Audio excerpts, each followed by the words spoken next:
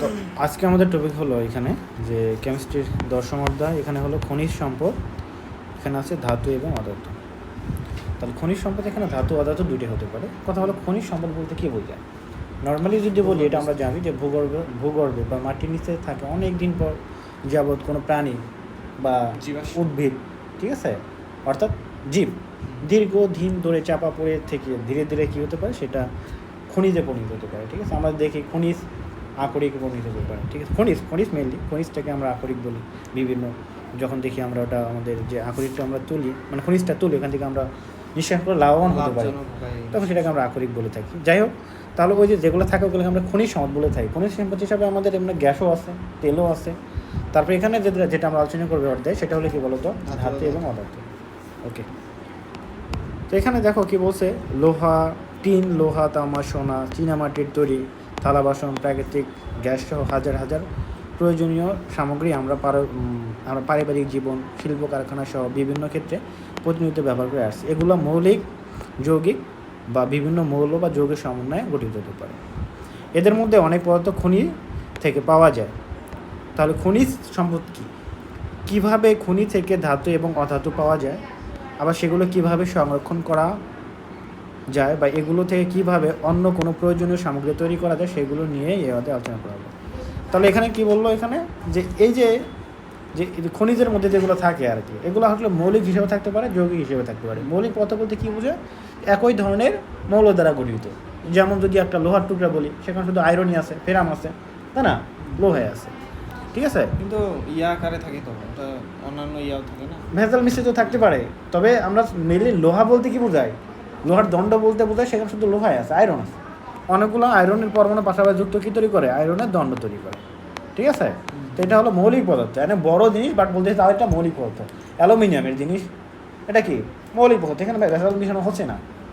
তো বিভিন্ন কারণে বিভিন্ন কিছুতে ভেজাল মিশানো হয়। যেমন যদি বলি সোনা, যদি বলি আমরা 24 ক্যারেট সোনা কি বলো তো, একদম বিশুদ্ধ সোনা, সেখানে সোনা ছাড়া আর কিছু নাই না আছে তো, নাহলে তো সোনা তো একসঙ্গে ইয়া থাকে না। 24 ক্যারেট যেটা একদম পিওর গোল্ড, এটার মধ্যে কিছুই নাই, বাট আমরা ওইটা দিয়ে কিছু করতে পারি না, অলঙ্কার তৈরি করতে পারি না, ওটা হলো নরম। হ্যাঁ সেটাই তো। তো এটাতে আমরা ভেজাল মিশিয়ে শক্ত করি, একটা কাঠ আমার দেওয়ার জন্য শক্ত করি, দেন ওটা 22 ক্যারেট 23 ক্যারেট এগুলো হয়ে যায়, 22 ক্যারেট, এগুলো 20 ক্যারেট 18 ক্যারেট এরকম হয়ে যায় আর কি।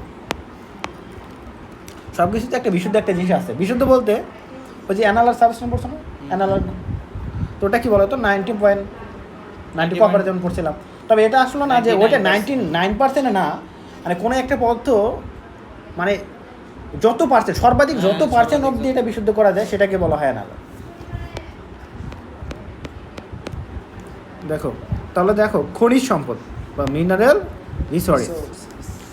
খনিজ সম্পদ তাহলে কাকে বলা হয়, আমাদের প্রয়োজনীয় বিভিন্ন ধাতু, অধাতু, উপধাতু বা তাদের বিভিন্ন যৌগ প্রকৃতিতে মাটি, পানি কিংবা বায়ুমণ্ডল থেকে সংগ্রহ করা হয়ে থাকে। ঠিক আছে, বায়ুমণ্ডল থেকেও সংগ্রহ করা হয়ে থাকে, কারণ আমরা যেগুলো ধাতু মানে কঠিন সাবস্টেন্স যেগুলো, এগুলো মাটিতে থাকে, বাট যেগুলো গ্যাস ওগুলো কোথা থেকে পেতে পারি আমরা, বায়ুমণ্ডল থেকে পেতে পারি। মাটি, পানি বা বায়ুমণ্ডলের যে অংশ থেকে এগুলোকে সংরক্ষণ করা হয় তাকে কি বলা হবে, অবশ্যই খনিজ বলা হবে। খনিজ কঠিন হতে পারে, যেমন লোহা, তামা।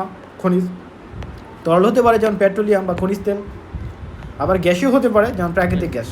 ওকে, তাহলে দেখো আমাদের দেশে প্রচুর পরিমাণ প্রাকৃতিক গ্যাস পাওয়া যায় যা রান্নার কাজ করে, বাট বর্তমানে দেখা যাচ্ছে গ্যাসেরও দাম বাড়াই দিচ্ছে অনেক, 2000 টাকা করে 12 লিটার। হ্যাঁ, 12 লিটার 2000 টাকা করে দিচ্ছে, বাট এটা কিন্তু আমাদের দেশেই পাওয়া যায়। তারপরে যে কেন কী হচ্ছে আল্লাহ জানে।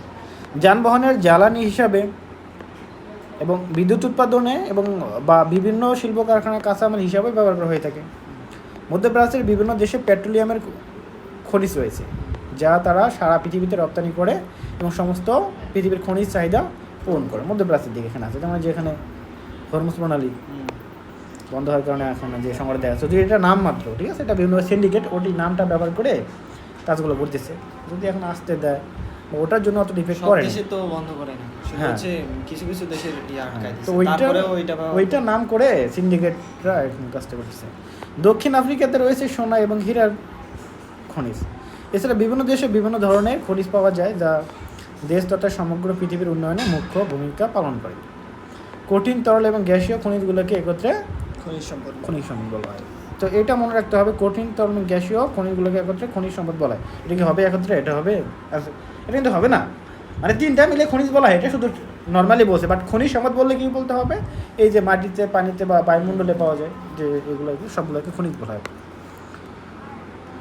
ওকে, তাহলে এখানে দেখো পার্সেন্টেজ দেওয়া আছে যে ভূত্বকের প্রধান উপাদানগুলো কী কী দেওয়া আছে, একটু দেখে নিবা কোনটা কত পার্সেন্ট আছে, এমসিকিউতে আসতে পারে, ঠিক আছে। সবচেয়ে বেশি এখানে দেখো অক্সিজেন সবথেকে বেশি, ভূত্বকে না আমাদের পরিবেশে অক্সিজেনের পরিমাণ অনেক বেশি, তবে সর্বাধিক না, মিথেনের পরিমাণ সবথেকে বেশি, না, নাইট্রোজেন পরিমাণ সবথেকে বেশি, 78 প্রায়, হ্যাঁ। তারপরে হলো কি কার্বন কি ডাইঅক্সাইড, বললাম না, তারপর হলো অক্সিজেন প্রায় 20.something%, কার্বন ডাইঅক্সাইড 0.03%, ও হ্যাঁ অনেক কম, ঠিক আছে। তো সব থেকে নাইট্রোজেন পরিমাণটা বেশি, 72% নাইট্রোজেন, 75-এর মতো আর কি, এরকম প্রশ্ন 78-এর মতো, যাই হোক এরকম একটা সামথিং। ওকে, তাহলে দেখো শিলা বা রক্স, শিলা কাকে বলা হয় এগুলো একটু বুঝতে হবে। তো বিভিন্ন খনিজ পদার্থ মিশ্রিত হয়ে কিছু শক্ত কণা তৈরি হয়, এই শক্ত কণা একত্রিত হয়ে যে পদার্থ গঠন করে তাদেরকে কী বলা হয়, শিলা বলা হয়। তাহলে এখানে হলো যে ভূগর্ভে মানে মাটির নিচে বা ভূগর্ভে যে মনে করো যে আমাদের এই আকরিকগুলো থাকে, ধাতুগুলো থাকে বিভিন্ন আকরিক হিসাবে বা খনিজ হিসাবে থাকে, তো এগুলো কী হয় একের পর একটার উপরে একটা চাপা পড়ে শক্ত কী করে লেয়ার তৈরি করতে পারে, শক্ত লেয়ার তৈরি করতে পারে, কণা তৈরি করতে পারে, তো এদেরকে একত্রে আমরা কী বলি, শিলা বলে থাকি। তো এইসব শিলা যেখানে যেভাবে তৈরি হয় তার উপর ভিত্তি করে শিলা সাধারণত 3 প্রকারের, একটা হলো আগ্নেয় শিলা, একটা হলো পাললিক শিলা, একটা হলো রোমাঞ্চনীয় শিলা। সমাজবিজ্ঞান বইয়েতেও পড়ছিলাম মনে হয় সম্ভবত, তোমাদের বই আছে মানে 99 হয়ে আছে সম্ভবত, দেখবা। তাহলে শিলা হলো 3 প্রকারের, একটা হলো আগ্নেয় শিলা, পাললিক শিলা, একটা হলো রূপান্তরিত শিলা। তোমাদের সমাজে বিজ্ঞান বইয়ে একটা ইম্পর্টেন্ট চ্যাপ্টার আছে, বুঝছো না, এই যে তৃতীয়টা, বুঝো তো এগুলো না, ওটাই তো নাই হচ্ছে আপনার হচ্ছে ভূগর্ভস্থের বিভিন্ন স্তর না ওটা এখানে বলি না, ওইটা বুঝো নাকি, হ্যাঁ ওটা ঠিক আছে। ওইটা ভালো করে পড়ছি, ওইটা থেকে লেখা যায় তো। হ্যাঁ, তাহলে আগ্নেয় শিলা কাকে বলা হয়, তাহলে দেখো একটা আগ্নেয়গিরি অবশ্যই থাকবে, আগ্নেয় বলতে আগ্নেয়গিরি অবশ্যই থাকবে, আগ্নেয়গিরি থেকে যে গলিত পদার্থসমূহের মিশ্রণ বের হয় তাকে কি বলা হয়, ম্যাগমা। এটা মনে রাখতে হবে, ম্যাগমা কাকে বলা হয়, ভেরি ভেরি ইম্পর্টেন্ট। ম্যাগমা যখন ঠান্ডা হয়ে কঠিন পদার্থে পরিণত হয় তখন তাকে কী বলা হবে, আগ্নেয় শিলা বলা হয়, এটা মনে রাখতে হবে। যেমন গ্রানাইট, এটা হলো আগ্নেয় শিলার একটা উদাহরণ। তাহলে গ্রানাইট কি এটা কোনো যৌগ? হ্যাঁ, এটা অবশ্যই একটা যৌগ। তো এটা দিয়ে কী করা হয় যে আকরিক, হ্যাঁ এটা একটা আকরিক। আগ্নেয় শিলা থেকে অনেক মূল্যবান খনিজ পাওয়া যায়। পাললিক শিলা, এগুলো শুধু নর্মালি একটু মনে রাখলে হবে যে শিলাটার নাম কি, পাললিক শিলা কাকে বলা হয় এটা মনে রাখলে হবে। আবহাওয়া, জলবায়ু ইত্যাদি পরিবর্তনের ফলে বৃষ্টির পানি, বাতাস, কুয়াশা, ঝড় ইত্যাদির কারণে মাটির উপরিভাগের ভূত্বকের কাদামাটি, বালিমাটি ইত্যাদি ধুয়ে কোনো জায়গায় পলি আকারে জমা হয়। তারপরে কি পলির মধ্যে জমে থাকা কণাগুলো বিভিন্ন স্তরে স্তরে সজ্জিত হয়ে যে শিলা তৈরি করে তাদের কী বলা হবে, পাললিক। তাহলে পাললিক শিলা এটাতে কী মনে রাখবো, পাললিক মানে পলিমাটি, পাললিক মানে পলিমাটি বা কাদামাটি, এটা মনে রাখবো। তো এখানে ধুয়ে আমরা জানি যদি কাদামাটি আর সাধারণ নরমাল মাটিগুলো দেখবা, তুমি যদি থাকতে দেখবা একটু পলিমাটি পড়ে আর কি, নিচে তলানি জমবে একদম পলিমাটি, ঠিক আছে। তো ওই পলিমাটিগুলো কী হয় যে এখানে এর মধ্যে যে এই যে কণাগুলো থাকে, মূল্যবান কিছু কণা টণা থাকে, এগুলো একত্র মিলে যে শিলা তৈরি করে সেগুলোকে পাললিক শিলা। তো এটা মনে রাখবো, পাললিক শিলা মানে পলিমাটি, বুঝছো, এটা মনে রাখবো আর কি। যেমন এখানে বেলে পাতা থাকতে পারে, দেখবা যে অনেক ভিডিওতে দেখা যায়। এটা কি কঠিন হবে, কারণ এটা তো শিলা অবশ্যই কঠিন, পাললিক শিলাটা অবশ্যই মানে কঠিনই তো, মানে এটা হলো দেখো আমরা শিলা বলতেছি কি বলো তো, একটা দেখো একটা নির্দিষ্ট একটা কাঠামোকে বলতেছি, দেখো সজ্জিত হয়ে বিভিন্ন স্তরে সজ্জিত হয়ে যে শিলা তৈরি করে, শিলা বলতে একটা কাঠামো, বুঝছো। তাহলে যেটা তৈরি করো সেটা হলো কি পাললিক শিলা। অর্থাৎ পাললিক শিলার মধ্যে কি আছে, আমাদের এখানে পলিমাটিও আছে প্লাস আমাদের বেলে পাথর আছে, দুইটা একত্রে মিশ্রিত হয়ে একটা কি কাঠামো তৈরি করে, এটাকে বলতেছি আমরা কি শিলা বলতেছি, বুঝতে পারছো। এই যে এখানে দেখো, এখানে শিলার বিভিন্ন স্তর থাকে, এই যে দেখছো, তাহলে একটা কাঠামো কিন্তু লেয়ার, শিলা একটা হলো লেয়ার। তো এই যে দেখা যায় অনেক ভিডিওতে দেখা যায় কি করে, এই যে বিভিন্ন জায়গায় লাল মাটি সেকে সোনা বের করে বা মূল্যবান ধাতু বের করে, আফ্রিকায় এরকম দেখা যায় আর কি। তো এখানে দেখো রূপান্তরিত শিলা,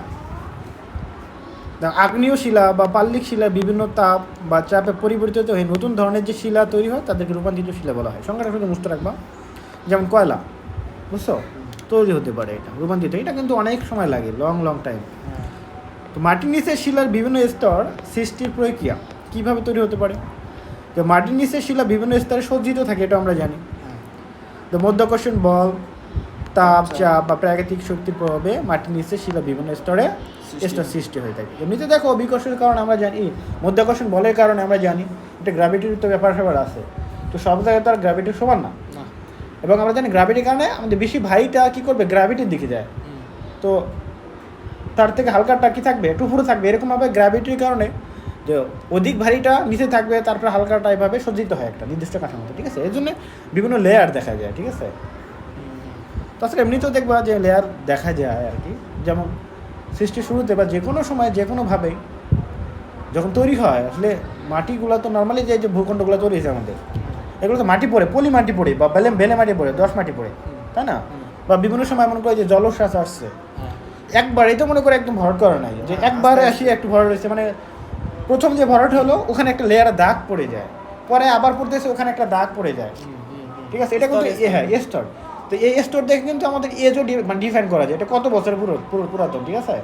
বিশেষ করে এটা আমাদের গ্রাম এলাকায় দেখা যায়, নদী ভাঙন হয় যখন, তখন বোঝা যায় আসলে এই চরটা কয়বারে পড়ছে আর কি, বুঝছো? যেখানে স্তর দেখা যায় মাটির, বুঝছো? এরকম দেখা যায়। তো এগুলো যেগুলো পড়লাম এগুলো ছিল নর্মাল কিছু পড়াশোনা, এখানে শুধু সংজ্ঞাগুলো একটু দেখবা। তো এই কথা হলো যে মেন কথা হলো এখান থেকে শুরু হবে যে আকরিক ও খনিজ ও আকরিক। তো এখানে আমাদের বুঝতে করতে হবে খনিজ কাকে বলা হয়, আকরিক কাকে বলা হয়। সংজ্ঞা দুটা মাস্ট বি ইম্পর্টেন্ট। প্রথমে দেখো, মাটির উপরি ভাগে বা মাটির তলদেশের যে সকল পদার্থ থেকে আমরা প্রয়োজনীয় দ্রব্যাদি যেমন বিভিন্ন প্রকার ধাতু বা ধাতু ইত্যাদি সংগ্রহ করে থাকি তাদেরকে আমরা খনিজ বলি। এর আগে সংজ্ঞা দিলাম, ওগুলো আসলে অ্যাকচুয়াল সংজ্ঞা হবে না। সংজ্ঞা হবে কোনটা? এইটা। খনিজ হতে পারে তরল, গ্যাস, বায়ু হতে পারে। সংজ্ঞা হবে এটা। তরল গ্যাস কঠিন না, বায়ু বলতেছে কঠিন, বায়ুর মধ্যেই তো গ্যাস আছে। হ্যাঁ, তাহলে যে অঞ্চল থেকে খনিজ উত্তোলন করা হয় তাকে কি বলা হয়? খনি বলা হয় তাকে। দিনাজপুরে আছে কয়লার খনি মনে হয়। হ্যাঁ আছে, ওই যে কি জানি বড় পুকুর কয়লার খনি। দেখো, আকরিক বা আকরিক কাকে বলা হয়? যে সকল খনিজ থেকে লাভজনকভাবে ধাতু বা অধাতু সংগ্রহ বা নিষ্কাশন করা যায় সেই সকল আকরিক খনিজকে কি বলা হবে তাহলে? আকরিক বলা হয়ে থাকবে। অর্থাৎ আছে, অনেক জায়গায় আছে, মনে করো তোমার মাটির নিচে আছে, মনে করো খনিজ আছে, বাট দেখা যাচ্ছে ওইটুকু মনে করো যদি তুলতে চাই অনেক খরচ। হ্যাঁ, ওই খরচ দিয়ে আমি ডাবল বাড়িতে কিনে আনতে পারবো, তাহলে তুলে লাভ আছে না। তখন এটাকে বলা হয় ওই হিসাবে যে এটা আকরিক। তাহলে এটাকে আকরিক বলা হবে না, ওটাকে নর্মালি খনিজ বলা হবে। তারপরে এখানে অনেকগুলো বিষয় নির্ভর করে, বুঝছো? এখানে যে বিষয়গুলো আছে যে অনেক সময় দেখা যায় যে লস হওয়া সত্ত্বেও তুলতে হয় আর কি, সরকারি খরচ দিতে হয়, মানে লস হওয়া সত্ত্বেও তোলা লাগে আর কি, মোটামুটিভাবে রেঞ্জে বা সমান প্রফিট সমান হচ্ছে বা একটু লস হচ্ছে, তারপরে দেখো দেশের জন্য উপকার অনেক। তাহলে তুমি যখন একটা খনিজ যখন একটা আকরিক যখন মানে ধাতু, কোনো ধাতু বা তেল, খনিজ তেল যে কোনো একটা কিছু যখন তুমি যখন বাইরে থেকে কিনবা, তোমার ডলার দিয়ে কিনতে হচ্ছে, তাই না? ডলার তো বাইরে দেশ থেকে তোমার নিতে হচ্ছে যে কোনো একটা বিনিময়, আর তুমি নিজের উৎপাদন করতেছো, সেক্ষেত্রে তোমার তো ডলারটা খরচ হচ্ছে না। তাহলে তোমার বৈদেশিক মুদ্রাটা অনেক থাকলো, স্টোরেজ থাকলো, ঠিক আছে? আর যখন কিনতে যাবে তখন তোমার ঝামেলা, তোমার ওই ডলারটা কমে যাচ্ছে। এজন্য দেখা যায় যে অনেক লসও সত্ত্বেও এটা কিন্তু উপকারী, মানে তুললে লাভ আছে।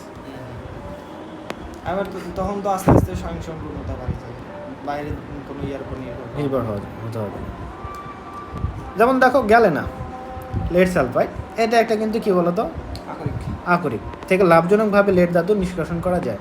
তাই গ্যালেনাকে লেড ধাতুর আকরিক বা লেড ধাতুর খনিজ বলা হয়ে থাকে, দুটোই বলতে পারো। বক্সাইট, ঠিক আছে, বক্সাইট যেটা আছে অ্যালুমিনিয়াম অক্সাইড। বক্সাইট তাহলে অ্যালুমিনিয়াম অক্সাইডের সাথে পানি থাকে, ঠিক আছে? বক্সাইট থেকে লাভজনকভাবে অ্যালুমিনিয়াম ধাতু নিষ্কাশন করা যায়। অতএব বক্সাইটকে অ্যালুমিনিয়ামের আকরিক খনিজ বলা হয়ে থাকে। আবার তো কাদামাটি থেকে লাভজনকভাবে অ্যালুমিনিয়াম ধাতু নিষ্কাশন করা যায় না। কাদামাটি তো থাকে, নর্মাল যে কাদামাটি থাকে, আমাদের মাটিতে সব কিছুই আছে কম বেশি, তবে এখানে তো লাভজনকভাবে এগুলো নিষ্কাশন করা যায় না, সেই জন্য কাদামাটি শুধু অ্যালুমিনিয়ামের খনিজ, বাট এটা আকরিক নয়। অতঃপর আমরা বলতে পারি যে আকরিক হলো অবশ্যই খনিজ হবে, কিন্তু খনিজ হলে সেটা অবশ্যই আকরিক নাও হতে পারে। আয়রনের সালফাইডকে আয়রন পাইরাইডস বলা হয় তাকে। যৌগগুলোর নাম রাখতে হবে যে আয়রন পাইরাইডসের সংকেত কী, ঠিক আছে, গ্যালেনার সংকেত কী, বক্সাইডের সংকেত, এটা পরীক্ষা আসে, ভেরি ভেরি ইম্পর্টেন্ট, বুঝছো, ক নম্বরে আসে। আয়রন পাইরাইডস থেকে আয়রন ধাতু নিষ্কাশন করা যায়। আচ্ছা এখানে তো বক্সাইটের ইয়েটা দাও, অ্যালুমিনিয়াম অক্সাইড AL3 আর 5 অনু পানি না 3 অনু পানি মনে হয়, না 2 অনু পানি, যা কিছু একটা, মানে N অনু পানি দিয়ে দেওয়া, আচ্ছা 2 অনু পানি মনে হয়, অ্যালুমিনিয়াম অক্সাইড 2 অনু পানি, 2 অনু, দেখবে একটু বড় সংকেত লেখা আছে। দেখো খনিজ সম্পদের অবস্থান, তাহলে আগে মনে করা হতো যে শুধুমাত্র ভূগর্ভে বা মাটির নিচে বুঝে খনিজ সম্পদ পাওয়া যায়। এখন এ ধারণা সঠিক বলা যায় না। কোনো কোনো খনিজ ভূগর্ভে অথবা কোনো কোনো খনিজ ভূপৃষ্ঠেও পাওয়া যায়, যেমন সালফার খনিজ ভূগর্ভে পাওয়া যায়। নেত্রকোনায় বিজয়পুরে সাদা মাটি বা কেউলিন খনিজ ভূপৃষ্ঠে পাওয়া যায়। কক্সবাজার সমুদ্রের বালিতে জিরকোনিয়ামের খনিজ বা জিরকন পাওয়া যায়, এগুলো একটু মনে রাখবা, এমসি আসতে পারে। আবার দেখো লোহার খনিজ, হেমাইট, অ্যালুমিনিয়ামের খনিজ, বক্সাইট, এগুলো অনেক জায়গাতে ভূপৃষ্ঠে পাওয়া যায়। হ্যালোজেন সমূহ কি সমুদ্রের পানিতে পাওয়া যায়। তো শুধু যে ভূগর্ভে এমনটা না, ভূপৃষ্ঠে পাওয়া যায় এবং সমুদ্রে পাওয়া যেতে পারে, ঠিক আছে, এটা সব জায়গায় পাওয়া যেতে পারে, এটাই মেন কথা।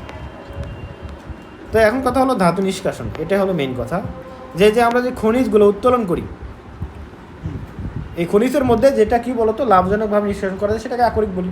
তো আকরিক থেকে কি বলা হয় বলতো, আকরিকে মনে করে ভেজাল থাকে, ঠিক আছে, এই ভেজাল থেকে আমাদের কাঙ্ক্ষিত ধাতুটাকে নিষ্কাশন করতে হবে। তো এই নিষ্কাশনের জন্য বিভিন্ন প্রক্রিয়া আছে। আমরা ইতিপূর্বে একটা প্রক্রিয়া আমরা দেখে আসছি যে ধাতু নিষ্কাশন, তড়িৎ বিশ্লেষণের মাধ্যমে আমরা ধাতু নিষ্কাশন করছিলাম, তাই না?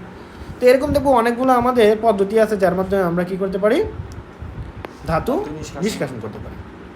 ওকে, এখানে দেখো যে পদ্ধতিতে আকরিক থেকে ধাতু সংগ্রহ করা হয় তাকে ধাতু নিষ্কাশন বলা হয়। ক নম্বরে আসে, বিভিন্ন ধাতুর ধর্ম ভিন্ন হয়, যে কারণে সকল ধাতুকে পৃথক করতে নির্দিষ্ট কোনো একটি প্রক্রিয়া নেই।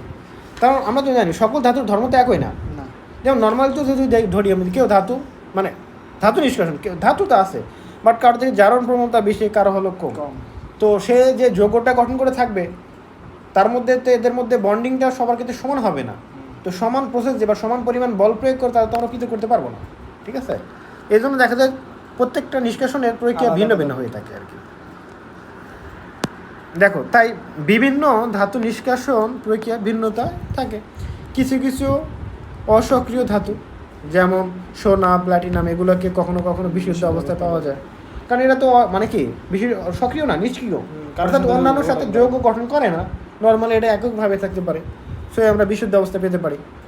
কিন্তু কম বা অধিক সক্রিয় যারা আছে তারা তো যৌগ গঠন করে থাকবে, সাধারণ যৌগ হিসাবে প্রকৃত পাওয়া যায়, যেমন ধাতু সময়ের অক্সাইড, সালফাইড, নাইট্রাইট, কার্বনেট এবং অন্যান্য অনেক প্রকার যৌগ হিসাবে থাকে। আমরা বলছিলাম ওই যে আমরা এর আগে যখন ওই যে পর্যায়বৃত্ত মানে মনে পর্যায় সারণীটা যখন পড়ছিলাম, তো ওখানে দেখছিলাম যে আমরা গ্রুপ 2-কে বলছিলাম মৃৎ ক্ষার ধাতু। তো ওখানে বলছিলাম মৃৎ ক্ষার ধাতু কেন, কারণ এদের অক্সাইড, হাইড্রোক্সাইড কি ক্ষারধর্মী এবং এদের বিভিন্ন যৌগ আকরিক হিসাবে মাটিতে পাওয়া যায়। কি যৌগ, এই যে এগুলো অক্সাইড, সালফাইড, নাইট্রাইট, কার্বনেট যৌগ হিসাবে মাটিতে পাওয়া যায়, এই জন্য মৃৎ ক্ষার ধাতু বলছিলাম। তার মানে ধাতু সমূহ যেগুলো আছে ওগুলো তো সক্রিয় ওখানে, তাই না? তো এগুলা কি করতে পারে, এখানে বিভিন্ন যৌগ হিসাবে থাকতে পারে। তাই সক্রিয় ধাতু সমূহের যৌগগুলোকে বিজারিত করে বা তড়িৎ বিশ্লেষণ প্রক্রিয়ায় তাদের যৌগ থেকে পৃথক করা হয়, বুঝছো? তাহলে কিন্তু বিজারিত করতে হয়, কেন জারিত করতে হয় না? বিজারিত করতে হবে, তার কারণ সেই ইলেকট্রোনাইট দিয়ে থাকে, তাই না? তাহলে তার কী করতে হবে, তার ফেরত দিয়ে তাকে আলাদা করে দিতে হবে, তাই না? ওইটাই। তো তুমি কাউকে বিজনেসের সাথে নিছো 5 লাখ শেয়ার, তো তুমি তো একা বিজনেস করবা, তখন আর 5 লাখ দিতে হবে না? অবশ্যই দিতে হবে। ধাতু আকরিক, এটা মনে রাখতে হবে। তাহলে বিজারিত করে বা তড়িৎ বিশ্লেষণের মাধ্যমে আমরা কি করতে পারি, পৃথক করতে পারি। তো ধাতু আকরিক থেকে ধাতু নিষ্কাশনের অনেকগুলো কি আছে, ধাপ রয়েছে। ধাপগুলো কি বলতো, এইটা একটু মুখস্থ করতে হবে। প্রথমে কি করতে হয়, মনে করো আমরা একটা, এই যে এটা সমস্যা, আগে থেকে প্রিপারেশন না নিয়ে আসলে ফিগার টেগুলো অ্যাড করে নিয়ে আসলে ভালো হতো না। তো মনে করো যে আমরা তো যখন মনে করো যে মাটি টাটি খুললাম, বা খনিজ আমরা খনিজ পাইলাম, সেখানে মনে করো কোনো একটা ধাতুর যৌগ, সেটা কি একটা খণ্ড আকার থাকবে না? হ্যাঁ। আচ্ছা, তো খণ্ডের মধ্যে অনেক তাহলে এই ধাতুগুলো আছে, যৌগ এখন যৌগ অনেকগুলো যৌগ মিলে খণ্ড আকার শিলার মতো গঠন করে আছে। তো এটা থেকে যদি আমরা ওই ধাতুগুলো পৃথক করতে চাই, অবশ্যই কী করতে হবে? ভাঙতে হবে কিনা? হ্যাঁ, ভাঙতে তো হবে। তাহলে প্রথমে কী করতে হবে? চূর্ণ বিচ্ছিন্ন করতে হবে। কী করতে হবে? চূর্ণ বিচ্ছিন্ন। তাহলে ক্ষুদ্র ক্ষুদ্র কণায় পরিণত। হ্যাঁ, আকরিককে চূর্ণ বিচ্ছিন্ন করতে হবে। আচ্ছা, চূর্ণ বিচ্ছিন্ন করলাম। এখন কথা হলো, চূর্ণ বিচ্ছিন্ন করার ফলে যে এখানে তো ভাঙা অনেক কিছু বের হলো না, এর মধ্যে মনে করো যে আমাদের কাঙ্ক্ষিত উপাদানগুলো আছে, তাই না? ধাতুগুলো আছে। তো যাই কিছু থাকুক, এগুলো কী করতে হবে? এমন করে ছড়িয়ে ছিটে, নর্মালি দেখো ভুলভাবেই বোঝো যে ছড়িয়ে ছিটে গেলো, ভাঙলাম। এগুলো যখন ভাঙলাম তখন ছড়িয়ে ছিটিয়ে টুকরা টুকরা হয়ে গেল। তখন কী করতে হবে? আমাদের জড়ো করবো না আমরা, এক জায়গায় নিয়ে আসবো না। হ্যাঁ। তাহলে কী করবো? জড়ো করা এক জায়গায় নিয়ে আসা মানে কি? ঘনীভূত করা। তার মানে আমরা কী করবো? আমরা ঘনীভূত করবো। ঘনীভূত, আকরিকের ঘনীকরণ করলাম। এখন করতে হবে কি বলতো? এই ঘনীকৃত আকরিকের অক্সাইডে রূপান্তর। এখন কথা হলো কাঙ্ক্ষিত যে আমাদের ধাতুটা আছে, ওটাই কী করতে হবে? যে কোনো একটা প্রক্রিয়ার মাধ্যমে ওটা আছে, কী কী সিস্টেমে অক্সাইডে পরিণত করা যায়, ওটাই কী করতে হবে? অক্সাইডে পরিণত করতে হবে। ঠিক আছে? এখানে আকরিকে যখন থাকে তখনই অক্সাইড আকারে থাকে না? না, যেমন হচ্ছে, শোনো, আমরা তো জানি তো আকরিক তো বিভিন্ন টাইপের হতে পারে। যেমন বক্সাইটে ওইখানে তো শোনো, এখন কথা হলো যে আকরিক তো বিভিন্ন টাইপের থাকতে পারে। হ্যাঁ। যেটা অলরেডি থাকবে তাকে তো করতে হবে না। ও হ্যাঁ, তাও তো। বাট যেটা সবগুলো তো থাকবে না, নাইট্রেট সালফেট অনেক কিছু ধরনের থাকতে পারে। তো আমাদের কী করবো? অক্সাইডে রূপান্তর করলাম। দেন ধাতুর অক্সাইডকে মুক্ত ধাতুতে কী করবো? রূপান্তর করবো। তার কোন কথা হলো যে ধাতুর অক্সাইডকে সহজে মুক্ত ধাতুতে রূপান্তর করা যায়, এটা একটু পরে দেখবো আমরা। অক্সিজেন চলে যাবে, বুঝছো? তাহলে এগুলো সিস্টেম দেখবো। তাহলে এটা আমরা কী করলাম? প্রথমে একটা খণ্ড ছিল, ওটাকে চূর্ণ বিচ্ছিন্ন করলাম, করার পরে সরি সিটে গেলে এটাকে আমরা কি ঘনীকরণ করলাম। ঘনীকরণ করার মাধ্যমে আমরা মনে রাখবো যে অক্সাইড করলে আমাদের লাভ আছে। তাহলে কী করবো? অক্সাইড রূপান্তর করবো। দেন কী করবো? অক্সিজেনটাকে আমরা কী করে দিব? দূর করে দিব। তারপরে কী হবে? ধাতব অক্সাইডকে মুক্ত ধাতুতে রূপান্তর করবো। ওকে, আর মুক্ত ধাতুতে রূপান্তর করলা, এর মধ্যে ভেজাল থাকতে পারে না আশেপাশে। কারণ ভেজালটা কী করতে হবে? ধাতু বিশুদ্ধকরণ করতে হবে। ঠিক আছে? অর্থাৎ একটা তোমার দণ্ড হল, যেমন বিশুদ্ধকরণটা সে সর্বশেষ আমরা কীভাবে করতে পারি বলো তো? তড়িৎ বিশ্লেষণের মধ্যে করছিলাম না আমরা? একটা ভালো একটা দণ্ড নিয়েছি, আমাদের একটা ভেজাল আছে, একটা দণ্ড নিলাম অবিশুদ্ধ, তড়িৎ বিশ্লেষণের মাধ্যমে একটা কী পেলাম? বিশুদ্ধ দণ্ড পাই যায়। আচ্ছা, এখানে একটা কথা, আপনার হচ্ছে যে ধাতুটা থাকবে, ধরেন হচ্ছে প্রথম গ্রুপের যদি ধাতু হয়, ওটা তো অত্যন্ত সক্রিয় ধাতু। এখন আর অক্সিজেনও তো মানে দ্বিতীয়। শোনো, ওইগুলা সবগুলো পড়বা, সবার জন্য সকল ধরনের প্রক্রিয়া না, একটু পরে দেখবো আর কি। নর্মাল অনেকগুলো, এগুলো তো বললাম, এখানে ভেতরে অনেক কিছু সিস্টেম প্রথম আছে। গ্রুপের ওই ধাতুগুলো তো জোর করে আছে ইলেকট্রন খাওয়াই দিতে হচ্ছে না, এখন তো ইলেকট্রন কিন্তু যতই হোক তো ছাড়বে না। ছাড়বে না, ঠিক আছে। তারপরে যতই থাকুক, এটা তো নিষ্ক্রিয় না, নিষ্ক্রিয় মনে করো, নিষ্ক্রিয় বলতে এরকম বলছি না, মানে নিষ্ক্রিয় না বলতে এরা তো যোগ যখন গ্রহণ করছে তখন ভাঙানো যাবে। অর্থাৎ যে পরিমাণ এনার্জি দিয়ে তারা যুক্ত হয়েছে, ওই পরিমাণ তার থেকে বেশি পরিমাণ এনার্জি দিয়ে ভাঙা যাবে কিনা? অবশ্যই যাবে। অথবা তার থেকে বেশি লোক দেখানো গেলে কী হবে? সে শরীরে কি অন্য কারোর সাথে গিয়ে দেবো তো গ্রহণ করবে কিনা? এটা হলো কথা। দেখো, তবে একটি নির্দিষ্ট ধাতুর জন্য সবসময় সবগুলো ধাপ প্রযোজ্য না, যেটা বললাম। কারোর জন্য এর থেকে কমও লাগতে পারে। নর্মালি বেশি দামি বাজে সোনার একটা দণ্ড পাইছে, তো নর্মালি তো এটা কী বলো তো? এটা তো বিশুদ্ধই থাকে মোটামুটি, ভেজাল থাকে নিষ্ক্রিয়। তারপরেও হালকা পরিমাণে কী থাকতে পারে? কিছু ভেজাল থাকতে পারে। সেক্ষেত্রে আমরা কোনো একটা প্রসেসে করলাম, মনে করো তড়িৎ বিশ্লেষণের মধ্যে কোনো একটা প্রক্রিয়া করলাম, ঠিক আছে, এরকম একটা জিনিস সে দেওয়া আছে। প্রত্যেক ধাতুর ধর্মের উপর ভিত্তি করে সেই ধাতুর জন্য প্রয়োজনীয় ধাপগুলো ব্যবহৃত হতে পারে। নিচে এই ধাপগুলো সংক্ষেপে আলোচনা করা হলো। এখন প্রত্যেকটা ইন্ডিভিজুয়ালি বলা আছে আসলে কোনটার জন্য কোনটা প্রযোজ্য, ঠিক আছে, আমরা কীভাবে বুঝবো? ওকে, দেখো, তাহলে আকরিকে চূর্ণ বিচূর্ণ করা। এখন যদি তুমি বলো যে এখানে কিন্তু দেখো চূর্ণ বিচূর্ণ করা এটা শুধুমাত্র কঠিন আকরিকের জন্যই এটা প্রয়োজন, মানে খনিজের জন্যই দরকার। খনিজের মধ্যে তো মনে করো, খনিজ বলতে শক্ত হতে পারে, কঠিন হতে পারে, তরল হতে পারে, বায়ু হতে পারে। বাট এই যে আকরিকে চূর্ণ বিচূর্ণ, এটা কিন্তু মাত্র কি কঠিন খনিজটার জন্য প্রযোজ্য, এটা কিন্তু তেলের জন্য দেখো, সাধারণ খনি থেকে যে আকরিক উত্তোলন করা হয় তা যদি ভারী বা কঠিন তা যদি বড় বা কঠিন শিলাখণ্ড হয়, তবে ওই কঠিন শিলাখণ্ডকে চূর্ণ বিচূর্ণ করা হয়। তাহলে দেখো যেটা এরকম না সেটা কি আর চূর্ণ বিচূর্ণ করতে হবে না। প্রথমে শিলাখণ্ডকে ক্রাশে, বুঝছো, ক্রাশারের সাহায্যে, এই যে ক্রাশার মধ্যে যেটাতে ভাঙা হয়, যেমন এই যে দেখো না ইট ভাঙে, ক্রাশারের সাহায্যে ছোটো ছোটো টুকরায় পরিণত করা হয়। এরপরে কি বলতো, বল ক্রাশের সাহায্যে আকরিককে আরও ছোটো মানে মিহি কণায় পরিণত করা হয়। প্রথমে ছোটো ছোটো টুকরা দেন আবার কি ফিনিশ করা হয় আর কি, ঠিক আছে, মনে করো ময়দার মতো আর কি করা হয়, দেখছিলাম। হ্যাঁ, পাউডারে পরিণত করা হয়। তো এটা তাহলে এখানে কী কী ব্যবহার করা, আকরিককে চূর্ণ বিচূর্ণ করার জন্য কী কী ব্যবহার করা হয়? ক্রাশার অ্যান্ড প্রেশার ক্রাশার, ঠিক আছে, দুইটা ক্রাশার অ্যান্ড বল ক্রাশার, দুইটা আমাদের জিনিস যন্ত্র ব্যবহার করার মাধ্যমে কী করা হয়, একদম মিহি দানা বা পাউডারে পরিণত করা হয়ে থাকে। এটা মনে রাখলাম। তো কাদের জন্য প্রয়োজন? যারা শিলাখণ্ড আকারে থাকে, যে সকল আকরিক শিলাখণ্ড আকারে থাকবে। ওকে, তারপরে কি বলতো, আকরিকের ঘনীকরণ। সাধারণত যে আকরিক থেকে ধাতু নিষ্কাশন করা হবে সেই আকরিক ব্যতীত অন্য কিছু পদার্থ আকরিকের সাথে মিশ্রিত অবস্থায় থাকে, ভেজাল থাকবে। আকরিকের সাথে মিশ্রিত থাকা এইসব পদার্থকে অপদ্রব্য বা খনিজ মল বলে। প্রশ্ন আসে যে খনিজ মল কাকে বলে? তাহলে আকরিকে কাঙ্ক্ষিত ধাতু ব্যতীত অন্যান্য যে সকল আমাদের অপদ্রব্য মিশ্রিত থাকে তাদেরকে কি বলা হয়? খনিজ মল বলা হয়। তাই বা অন্যান্য পদার্থ যেগুলো উপস্থিত থাকে তাদেরকে আমরা খনিজ মল বলবো। কাজেই আকরিককে যখন চূর্ণ বিচূর্ণ করে পাউডারের দানায় পরিণত করা হয় তখনই সেই পাউডারের দানার মধ্যে বিভিন্ন অপদ্রব্য বা খনিজ মল থাকে।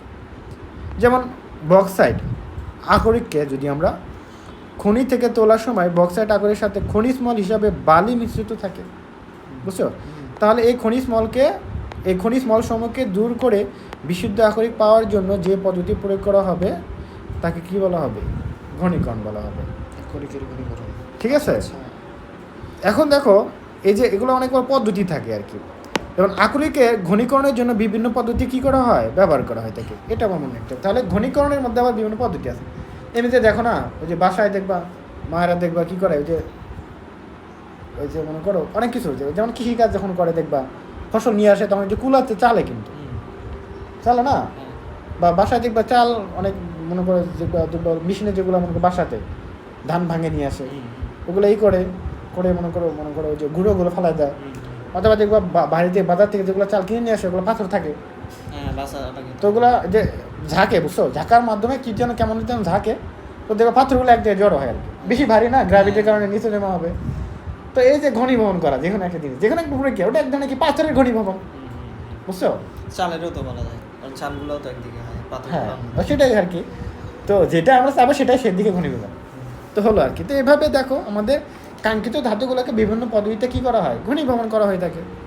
যেমন কি বলতো, হাইড্রোলাইটিক পদ্ধতি, চুম্বকীয় পৃথকীকরণ পদ্ধতি, একটা হলো তেল ফেনা ভাসমান পদ্ধতি, ঠিক আছে, তেল ফেনা পদ্ধতি আর কি, তেল ফেনা ভাসমান পদ্ধতি, আর একটা হলো রাসায়নিক পদ্ধতি। তাহলে কী এরকম অনেক পদ্ধতি আছে। লাভ মানে কোনটা আবার মানে সহজে করা যায়, কোনটা আবার একটু কস্টলি, যেটার জন্য হ্যাঁ। তাহলে একটা হাইড্রোলাইটিক পদ্ধতি রয়েছে, একটা চুম্বকীয় পৃথকীকরণ আছে, ফেনা ভাসমান তেল ফেনা ভাসমান পদ্ধতি, ঠিক আছে, আর রাসায়নিক পদ্ধতি, আরও কিছু পদ্ধতি আছে। এখন যার জন্য যেটা প্রয়োজন, মনে করো যে একটা জিনিস আছে কি ধাতু চুম্বকীয়, মানে প্যারাম্যাগনেটিক বা ফেরোম্যাগনেটিক, বোঝো তো এগুলো নাকি? হ্যাঁ, চুম্বকীয় পদার্থ যেগুলো, মনে করো এগুলোকে আমরা বিকরণে পরিণত করি চুম্বকীয়। তার মানে আমি যদি মনে করো সাইডে একটা চুম্বক রেখে দিই, তাহলে কি করবে? চুম্বকের আকর্ষণের কারণে এগুলো কি করবে বলো তো? চুম্বকের দিকে আসবে। অপদ্রব্য যেগুলো, মানে এখানে বিবেচনায় রাখতে হবে যে আমাদের এর মধ্যে যে মনে করো যেটা অপদ্রব্য আছে এটার জন্য কি হয়, চুম্বক ধর্ম না হয়, চুম্বকীয় পদার্থ না হয়। যদি দুইটা হলো দুইটা আসবে, তাহলে তখন লাভ হলো না। বা এমন হতে হবে যে আমাদের আকরিকটা কি বলতো, চুম্বক ধর্ম নাই, বাট আমাদের খনিজ মলটার আছে, তাও হবে, তাতেও হবে না, পৃথক হবে, এরকম সিস্টেম। এখন কথা হলো হাইড্রোলাইটিক পদ্ধতি। এই পদ্ধতিটি সাধারণত ব্যবহৃত হয় অক্সাইড আকরিকের ক্ষেত্রে। কাদের ক্ষেত্রে? ওকে, অক্সাইড বলতে হাইড্রোলাইটিক বোঝো, পানি লাইসিস করা, পানিকে ভাঙা, পানির মধ্যে কী থাকে, অক্সিজেন থাকে না। তো এখানে কী করা হয়, যেটার মধ্যে কী থাকবে বলো তো, অক্সাইডের আকরিক, অক্সিজেন যেটা থাকবে। ওকে, তাহলে এটা কিন্তু দেখো মনেই বুঝতেই পারলে তাহলে যে ঘনীভবনের ক্ষেত্রে তোমার একটা যোগ দিল যে এর ঘনীভবন পরীক্ষা, তাহলে কোন পদ্ধতির মাধ্যমে করবা? তাহলে যার মধ্যে কি থাকবে, অক্সাইড যেটা থাকবে আকরিকের সেটা হাইড্রোলাইটিক করতে হবে। অক্সাইডের আকরিকের কণাগুলো কি হয় বলতো, ভারী হয়, আর এতে থাকা অপদ্রবকগুলো কিন্তু তুলনামূলকভাবে হালকা হয়। এই পদ্ধতিতে একটি কম্পমান হেলানো খাস কাটা টেবিলের মধ্যে আকরিককে ঢালা হয় এবং এই আকরিকের উপর দিয়ে পানি প্রবাহিত করা হয়। এতে ভারী আকরিক দ্রবীভূত হয়ে খাজের মধ্যে পড়ে থাকে এবং হালকা খনিজ মলসমূহ পানির প্রবাহে ধৌত হয়ে চলে যায়। এভাবে আকরিক থেকে খনিজ প্রবাহ, একটা ফিগার দেখো অ্যাড করতে পারি না, এটা যার সময় আকরিক ঢলে যায়। তোমাকে নর্মালি বুঝাই আমরা তো জানি যে হেলানো তল,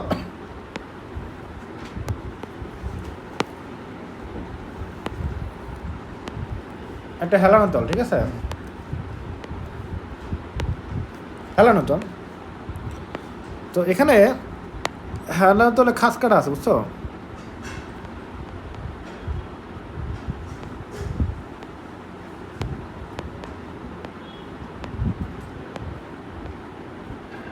আচ্ছা, মনে করি খাস কাটা আছে, ঠিক আছে। এখন কথা হলো, আমি এই যে উপর থেকে আমি এখানে কিছু আকরিক রাখলাম, রাখার ফলে আমি এখান থেকে উপরে কি পানি ছেড়ে দিলাম, তাহলে খাস কাটাগুলো আসি ভারীগুলো জমা হবে। এর মধ্যে কি আছে বলতো, আমাদের ভেজাল আছে, আমাদের কাঙ্ক্ষিত জিনিস আছে প্লাস ভেজাল আছে। এর উপর দিয়ে আমরা এখান থেকে পানি ঢেলে দিলাম। পানি দিলে কি সাধারণত ধর্মটা কি বলতো, ধুয়ে যায় কি না বলতো? তো হেলানো জিনিস যেহেতু ধুয়ে যাবে, বাট ধুয়ে যাওয়ার সময় যেটা হালকা সেটা তো দ্রুত চলে যাবে, বাট যেটা ভারী সেটা কিছু, এই যে প্রথম খাজে আটকিবে, এখানে ঘাসতে হবে, এখানে সব থেকে মনে করো কি বেশি পরিমাণে থাকবে, মানে হতে পারে বিভিন্ন, বা গতি যেহেতু থাকবে এখানে, দেখা যায় এটাতে কম হয়ে এই যে এইগুলোতে বেশি হতে পারে, বা এটাতে আবার কম হতে পারে, বা মাঝেরগুলোতে বেশি হতে পারে। তো যাই হোক, যে আটকিবে এমন না, কিছু আবার যেতে পারে অল্প হালকা পরিমাণ, কিছু আবার কি আমাদের খনিজ মলের সাথে যেতেও পারে। এই দিকে তো আপনার বেশি জমা হওয়ার কথা, কারণ এই দিকে গতিশক্তি বেশি থাকবে না।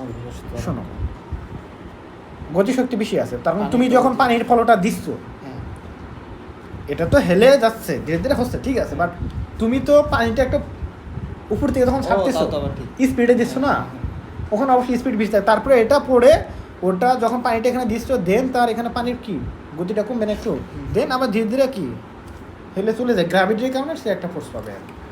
বাট এখানে তো খাজের কারণে, তার একটি ঘর্ষণের কারণে তার গতি কমে যাবে অবশ্যই, আর গ্র্যাভিটির কারণে নিচের দিকে যাবে। সেক্ষেত্রে যেটা হালকা সেটা পানির সাথে কি বেয়ে যাবে, দূরে চলে যাবে, আর কঠিনটা নিচে জমা থাকবে। তো এইটা এইভাবে করা হয় আর কি। তারপর দেখো ফেনা ভাষণ পদ্ধতি, যাকে ফেনা ভাষণ পদ্ধতি, ওকে, এই পদ্ধতিতে সালফার আকরিকগুলোকে কী করা হয়, ঘনীভবন করা হয়। তাহলে ওখানে ছিল কি বলতো, আমাদের হাইড্রোলাইটিক পদ্ধতির ক্ষেত্রে আমাদের কি অক্সাইড আকরিকের ক্ষেত্রে, আর ফেনা বাসন পদ্ধতি কাজের জন্য বলতো সালফাইড আকরিকের ক্ষেত্রে ব্যবহার করা হয়ে থাকে। ওকে, ব্যবহার করা হয়ে থাকে। দেখো, একটি বড় ট্যাঙ্কে আকরিক নিয়ে এর মধ্যে পানি দেওয়া হয়, বুঝছো? প্রথমে একটা বড় ট্যাঙ্ক নেওয়া হয়, সেখানে কি দেওয়া হবে, আকরিক নিয়ে একটা পানি দেওয়া হয়, তারপর এর মধ্যে কি অল্প অল্প করে কি তেল যোগ করা হয়। ওকে, এরপর এই মিশ্রণের মধ্যে বায়ু প্রবাহ চালনা করলে এই সালফাইড আকরিকগুলো তেলে দ্রবীভূত হয়ে ফেনার মতো তৈরি করে, বুঝছো তো, এবং ফেনার আকারে ভেসে ওঠে। তাহলে মেন কথা হলো কি বলতো, এখানে এই সালফাইড যেগুলো আকরিক আছে, অর্থাৎ সালফাইড আকরিকগুলো আসলে এগুলো আমাদের তেলের সাথে কী করে বলতো, বিক্রিয়া করে, বা তেলের সাথে তেলের সংস্পর্শে এগুলো কী করে, ফেনায় পরিণত করে। তারপরে সালফারগুলো এবং ফেনাগুলো কী করবে, আমাদের আকরিকগুলোকে ধরে ধরে ভাষায় তোলে আর কি, ধরে ধরে ভাষায় তোলে। যার কারণে কী হবে, এই ফেনাসহ আকরিক পৃথক করে নেওয়া হয় এবং খনিজ মাল পাত্রের তলানিতে কী হবে, জমা হবে। যেমন এখানে এরকম, এই যে এখানে দেখো টেস্ট টিউবের মধ্যে দেওয়া আছে, অল্প করে নেওয়া হয়েছে। তাহলে এখানে আমরা প্রথমে নিয়েছিলাম কি, আকরিক নিছি, নেওয়ার ফলে আকরিক নিছি, আকরিক নেওয়ার পরে এখানে আমরা তেল দিলাম, পানি দিছি, তারপরে তেল দিলাম, দিলে দেখা যায় একটা নাড়ানি দিলা, এখানে ফেনা তৈরি হয় আর কি। ওই ফেনাটা কী করে আমাদের, তাহলে ওই সালফাইড যৌগগুলোকে তুলে নেয় আর কি, বুঝছো? তুলে নিলে নিচে শুধুমাত্র খনিজ মৌল জমা থাকবে, দেন এগুলো আমরা পৃথক করে নিয়ে কী করতে পারি, আমাদের কাঙ্ক্ষিত যৌগটা আমরা নিতে পারি।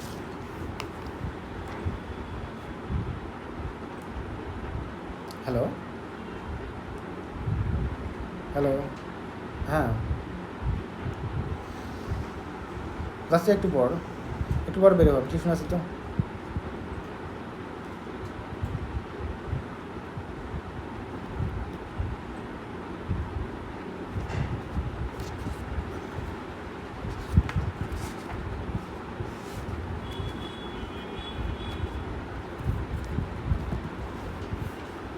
দেখো তাহলে এখানে দেখো, তেল ফেনা ভাষণ প্রণালী পরীক্ষা। তাহলে এখানে পরীক্ষা দেওয়া আছে, উপকরণ কী কী লাগবে এটা একটু দেখবা, ঠিক আছে? এখানে সোডিয়াম হাইড্রোক্সাইডও তো মনে হয় এইভাবেই করে, হচ্ছে আলাদা করে, ওটাও তো হালকা সোডিয়াম পানির মধ্যে। সোডিয়াম হাইড্রো অক্সাইড, অক্সাইডটা কী হয় বলো তো? অক্সাইডে কী দরকার? কি দরকার? হাইড্রোলাইটিক। আচ্ছা, ও হ্যাঁ, ঠিক আছে, তো ঠিক আছে, বাকিগুলো তাহলে পরের দিন আমার পড়বো, সেগুলো দেখো। এই যে কাজটা করবো, এই যেটা বলছি আগে, যেটা বললাম এখানে।